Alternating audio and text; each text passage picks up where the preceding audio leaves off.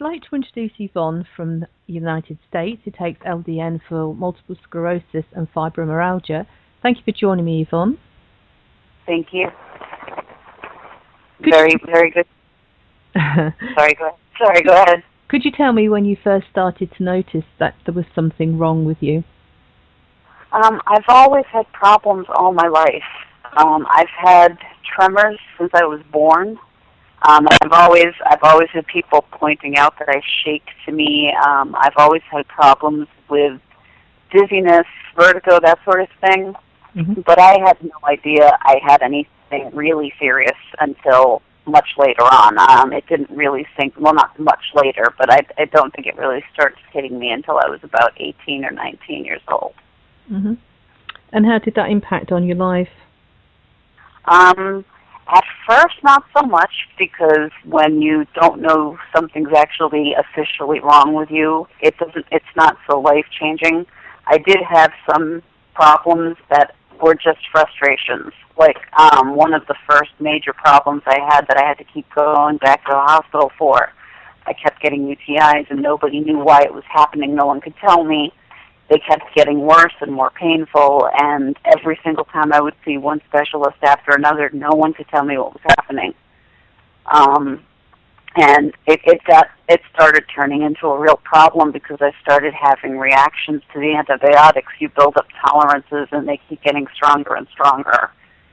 And that eventually bled into me having problems with breathing at first. I went to a hospital and had to be given an oxygen tank for a while, and I was told I was going to go into chronic bronchitis if I didn't stop smoking. I was smoking at the time. Mm-hmm. I didn't quit after that, but not too long after that was when I had my first problem. I started having problems with my vision. I went to the hospital thinking I had some strange form of conjunctivitis or something. I didn't know what was going on. And I went to the emergency room, and they saw me, and they told me that my pupils were two different sizes. Well, they didn't touch me directly. They kind of spoke like I wasn't there. But apparently my pupils were two different sizes, and at one point the doctor said he thought he might have a brain tumor. Mm-hmm. And it kind of started going down from there.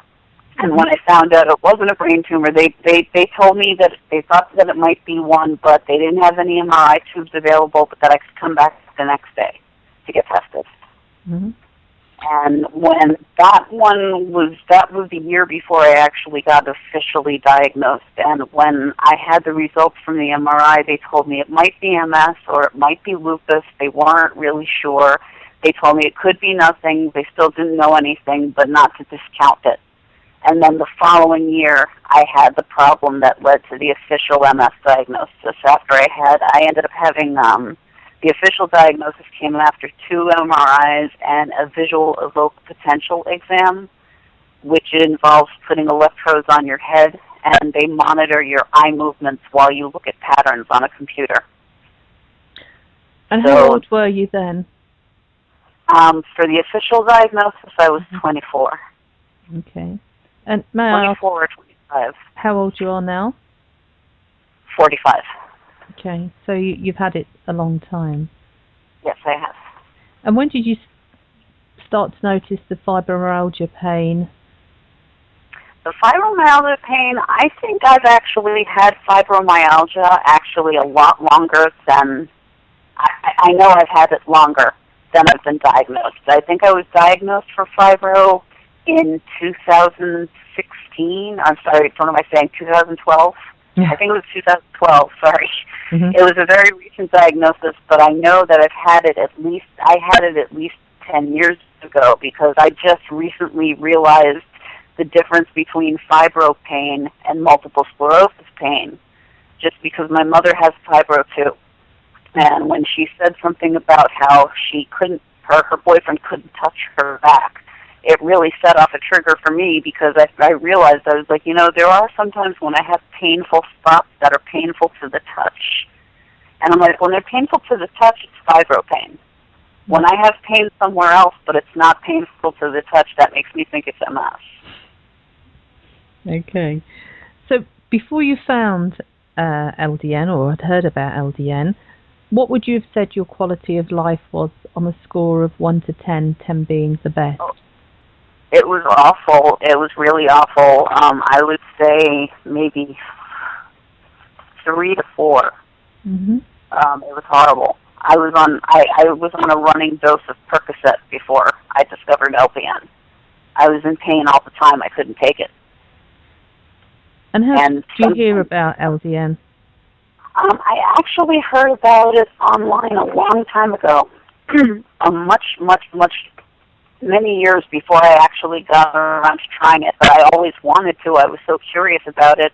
I remember having a friend on MySpace ages ago, and I remember asking her about LDN. I was really intrigued by it, but it just seemed like such a mystery to me. I didn't really discover LDN until recently, but I've really been wanting to look into it. I was very curious about all the things I'd heard. I'd heard so many encouraging things, and yet not enough to be able to find my way through it. And every single time I would talk to a doctor to see if they would diagnose it to me, they would tell me that they couldn't.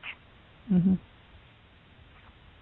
But when I did finally, I don't know if you want me to go on to when I did finally manage to go on it. Mm-hmm. Okay, I started LDN. I did finally find a way to get it, and I did finally find some information on it, and I started LDN in October of 2010. And I absolutely love it. My quality of life has gone up significantly. I would say it's gone up to, I'd say about an 8, 7 to 8.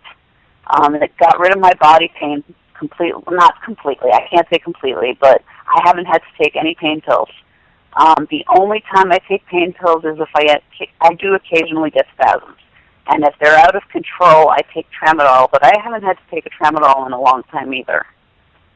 And there's actually a new MS medication I'm on that has actually been helping lessen the fibro effect I've been noticing. It could be just me. It's impossible to tell what'll work for people, but the other thing about LDN, I do want to get back to the low-dose Naltrexone because it really has made such a difference for me. On top of helping me with the pain, it's helped me in other regards as well. I've told people that I find it to be cumulative, and they try to get me to explain it, and I have a hard time putting it into words sometimes, but I'm like, no, meaning as time goes on, I notice there are new benefits that come out of it that I wasn't anticipating. Mm-hmm. Things like it's helped with my libido because of all of the medications I've been on because of the MS, like antidepressants, things like that. My libido was gone. That on top of having to have surgery to remove fibroids. I lost my libido completely, and LDN actually has brought it back, and I think that's because of the increased endorphin production that it generates, but it's been amazing. Did you notice any side effects when you first started? I haven't had any side effects at all. The only negative thing about LDN when I heard about it at first was I heard that it tasted really bad. Everyone kept telling me it was bitter. And one person recommended I mix it with Fruit 2O, and I tried that and I didn't like it. But what I do is I just use a dropper and I just take a straight shot. Mm-hmm. I just tilt my head back and I shoot it right down my throat, and then I follow it up with coffee or tea. Coffee tends to work better. It kills the taste off better, but I haven't had any side effects at all. And how long did it take before you started to notice any improvements? It was gradual, although I guess the improvement with the body pains must have been relatively immediate because, to be honest, I don't remember needing them at all. After I started taking it, I might have been lucky, though. I'm not really sure, but as far as other side benefits, things like that, about 6 months mm-hmm. before I started really noticing things. My husband noticed it about that time, too. Okay. And what would you like to say to other people who are thinking of trying LDN? I would say to go for it. I've found so many benefits have come out of it for me. It really has increased my quality of life dramatically. And the fact that it's not, I like the fact, too, that I'm not funding the pharmaceutical industries. It just kind of frustrates me that there's so many people here that still don't recognize it for what it is because it's been so helpful for me. I definitely recommend it. It saved me in so many ways. It's improved my life dramatically. Mm-hmm. And I would say definitely research it, but I haven't had any problems with it whatsoever. The only thing I can really say as a precaution is just bear in mind different medications and different things work in different ways for different people. And I know that that's frustrating, but I know a lot of people who benefited from it. My mother, unfortunately, did not, but I have benefited dramatically. And would you like to tell people about the book that you have written? Oh, yeah, yes, thank you for giving me the opportunity to do this. I've actually just become an author. I've had things published before, but this is the first time I've actually had a book published. It's called It's Not As Bad As It Sounds, My Life with MS and Fibro. If you go to Amazon, you can look it up. It's available right now for the Kindle. I tried to make it really cheap. I'm not trying to make money. I'm just trying to help people. But at the same time, I'm also trying to get enough so I can pay my student loans off. I recently graduated. I got my bachelor's degree in gerontology at the University of Massachusetts. Now I'm in graduate school. And I'm only in graduate school so I can postpone paying those student loans off. But I know I'm just adding to them. So, but this is just... It's an autobiographical look at my life with MS and fibro. I have a real focus on what it's like living with an invisible disability. And I've tried to write this both for people who have disabilities and for people who want to learn about people who have disabilities, because it also frustrates me the way we have to tolerate the way other people treat us. I know I've seen this before on boards, but I've also written about it, about how as frustrating as it is to have a disability, as far as how it makes you feel, I think one of the biggest problems we have to face is how other people treat us when they can't see it, when you can't see an invisible disability. So that's what the focus of this book is on. But I'm also hoping to let people know that they're not alone. And I'm also trying to show people how to hopefully make their lives a little better, the quality of life, things that they can do, helpful living suggestions, that sort of thing. And also just to let them know that they're not alone and they can reach out to me. So again, if anyone's interested in checking it out, the name of the book is It's Not As Bad As It Sounds. That would be enough if you search for that on Amazon, and it's just by Yvonne. Thank you again for giving me the opportunity to talk about that. Well, congratulations with everything that you're doing, and thank you for sharing your inspirational story with us. Thank you so much. Scary, was it? Not really. I was actually really